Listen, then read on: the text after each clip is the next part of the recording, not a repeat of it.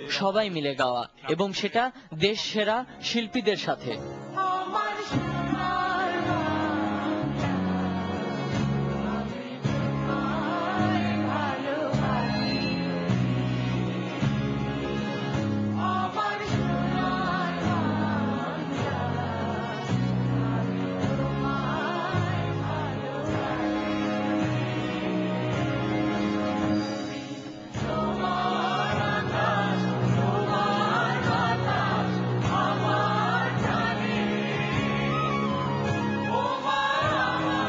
দেশ সমাদৃত শিল্পীরা অনুষ্ঠানে বললেন দেশের প্রতি ভালোবাসা আর নতুন প্রজন্মের একাত্মতার কথা।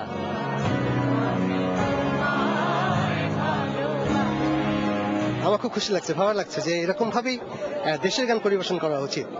অনেক আয়োজন করে, কারণ এক একটি দেশের তো গান তো এক একটা দেশ মনে করি। নতুন প্রজন্ম যারা আছে তারা কিন্তু এই অনুভূতিটার সঙ্গে একাত্ম হয়ে যাবে। দেশের গান গাক আর না গাক, কিন্তু দেশকে ভালোবাসতে হবে।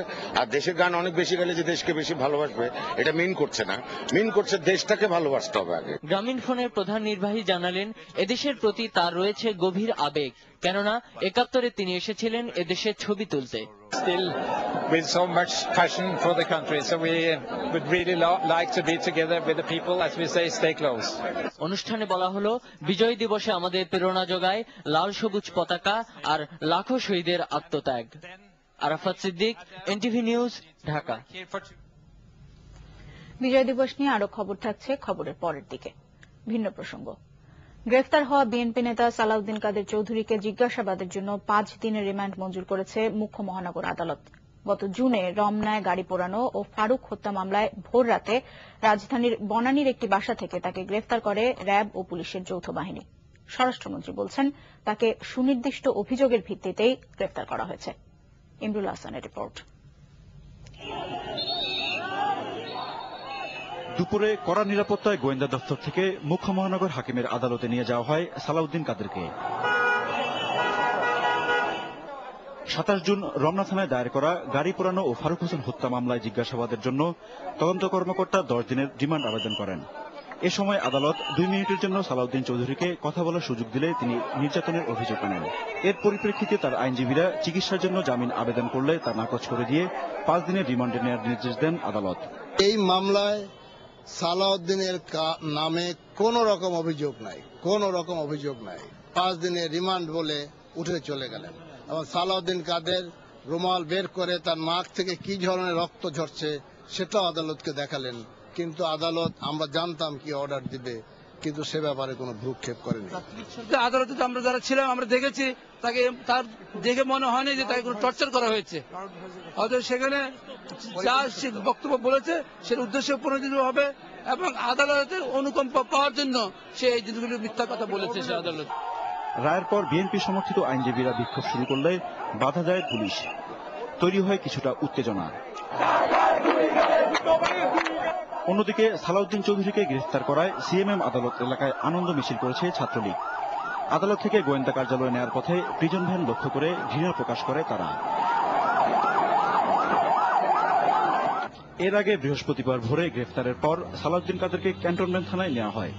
সেখান থেকে বঙ্গবন্ধু শেখ মুজিব মেডিকেল বিশ্ববিদ্যালয় হাসপাতালে প্রাথমিক চিকিৎসার পর তাকে নিয়ে যাওয়া হয় মিন্টো রোডে গোয়েন্দা পুলিশের কার্যালয়ে। এ সময় তার পরিবারের সদস্য ও দলের নেতাকর্মীরা গোয়েন্দা দফতরের সামনে অবস্থান করছিল। কোনো ওয়ারেন্ট ছাড়াই তাকে গ্রেফতারের অভিযোগ করেন সালাউদ্দিন কাদেরের স্ত্রী। কোনো অ্যারেস্ট ওয়ারেন্ট নাই, নিয়ে গিয়ে টর্চার করে তারপরে ডাক্তার বলেছে ওনাকে হসপিটালে রাখার জন্য, অ্যাডমিট করার জন্য, ওনার কন্ডিশন ভালো না। তারপরে তো ওনাকে বার হতে দেওয়া হচ্ছে না দেশের বাইরে চেক আপের জন্য, কারণ উনি নাকি অভিযুক্ত যুদ্ধ অপরাধী। এখনো কিন্তু অভিযুক্ত হন নাই, এখনো ট্রায়াল শেষ হয় নাই। তার আগে কিন্তু he has been convicted, tried and sentenced. কিন্তু স্বরাষ্ট্রমন্ত্রী জানিয়েছেন সুনির্দিষ্ট অভিযোগেই গ্রেফতার করা হয়েছে তাকে। তার বিরুদ্ধে অনেক মামলাই আছে, এখন একে একে সবগুলাই সেটা দেখবে, কোর্ট দেখবে। এটা তো আমাদের মন্ত্রীদের ব্যাপার নয়। সেটা এখন ধরা হয়েছে, পুলিশ ধরেছে, প্রসিকিউটররা বলেছে, গতকাল আদালতে প্রেয়ার দেওয়া হয়েছে। বুধবার যুদ্ধাপরাধ তদন্তে গঠিত আন্তর্জাতিক ট্রাইব্যুনাল সালাউদ্দিন কাদেরকে গ্রেফতারের আবেদন করেছে। এ বিষয়ে রোববার শুনানির দিন ধার্য করা হয়েছে। Imrul Ahsan, NTV news, Dhaka. পুলিশি হেফাজতে সাংসদ সালাউদ্দিন কাদের চৌধুরীর উপর নির্যাতনের অভিযোগ তুলে একে মানবাধিকার লঙ্ঘন বলে উল্লেখ করেছেন বিএনপি মহাসচিব খন্দকার দেলোয়ার হোসেন। এ ব্যাপারে জাতিসংঘ সহ সব মানবাধিকার সংস্থার দৃষ্টি আকর্ষণ করেন তিনি। পল্টন দলীয় কার্যালয়ে দলের সালাউদ্দিন কাদের চৌধুরীকে গ্রেফতার ও নির্যাতনের প্রতিবাদে ডাকা সংবাদ সম্মেলনে তিনি বলেন, যুদ্ধাপরাধের বিচারের নামে সরকার যা করছে তা মানবতা বিরোধী। মিথ্যা মামলা তৈরি করে, একটা বানোয়াট মামলা তৈরি করে তাকে হয়তো সেই মামলায় অ্যারেস্ট দেখিয়ে এই টর্চারটাকে তারা টর্চার জাস্টিফাইড করবে না, তার অ্যারেস্টটাকে জাস্টিফাই করতে হবে। সুতরাং এই ট্রায়াল, এই অ্যারেস্ট সবই প্রহসনমূলক, শুধু বিরোধী দলকে নিশ্চিহ্ন করে দেওয়া। যারা মানবাধিকারের জন্য কাজ করেন সারা বিশ্বে, বাংলাদেশে, এমনকি জাতিসংঘের প্রতিও আমাদের আবেদন যে এই সরকার যে অমানবিক নির্যাতন করছে, মানুষ হত্যা করছে, গুম করছে, তারা যেটা করছে সেটা সভ্য দেশে, সভ্য সমাজে চলতে পারে না। এদিকে সালাউদ্দিন কাদেরকে গ্রেফতারের প্রতিবাদে রোববার বৃহত্তর চট্টগ্রামে অর্থ দিবস হরতাল ডেকেছে বিএনপি। সকালে চট্টগ্রাম মহানগর বিএনপি সভাপতি আমির খসরু মাহমুদ চৌধুরীর সভাপতিত্বে অনুষ্ঠিত বিজয় র্যালি পূর্ব সমাবেশে এ ঘোষণা দেওয়া হয়। সমাবেশে চট্টগ্রাম দক্ষিণ জেলা বিএনপি সভাপতি জাফরুল ইসলাম চৌধুরী এমপি, উত্তর জেলা সাধারণ সম্পাদক আসলাম চৌধুরী, মহানগর সাধারণ সম্পাদক ড সাদাত হোসেন সহ অন্যান্যরা বক্তব্য রাখেন। স্বাধীনতার প্রতি সম্মান রেখে আজকে কোন ধরনের প্রোগ্রাম চলবে, কিন্তু আগামী রবিবার সকাল থেকে শুরু করে বেলা 2টা পর্যন্ত চট্টগ্রামে হরতাল চলবে। আবারও বিজয় দিবসের খবর। মহান বিজয় দিবস উপলক্ষে যুদ্ধাপরাধীদের বিচারের অঙ্গীকার নিয়ে রাজধানীতে আওয়ামী লীগ বিশাল র্যালি বের করে। পুরো র্যালি জুড়েই আওয়ামী লীগ ও এর সহযোগী সংগঠনের নেতাকর্মীদের মধ্যে ছিল উৎসবের আমেজ। বিকেল 4:30টায় সোহরাওয়ার্দী উদ্যানের শিখা অনির্বাণের সামনে থেকে র্যালির উদ্বোধন করেন দলের প্রেসিডিয়াম সদস্য সৈয়দা সাজেদা চৌধুরী এবং সাধারণ সম্পাদক সৈয়দ আশরাফুল ইসলাম।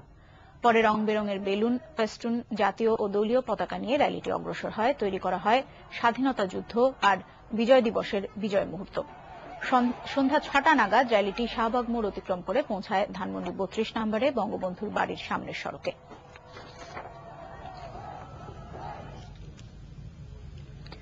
দিবসটি উপলক্ষে বিকেলে বাংলাদেশ জাতীয়তাবাদী দল বিএনপি পল্টন কেন্দ্রীয় কার্যালয়ের সামনে থেকে বর্ণাঢ্য বিজয় শোভাযাত্রা বের করে।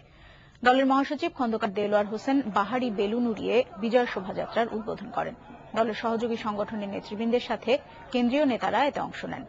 ঢাকঢোল বাজিয়ে মিছিলটি পল্টন থেকে কাকরাইল মালিবাগ সড়ক ঘুরে মগবাজার মোড়ে এসে শেষ হয়।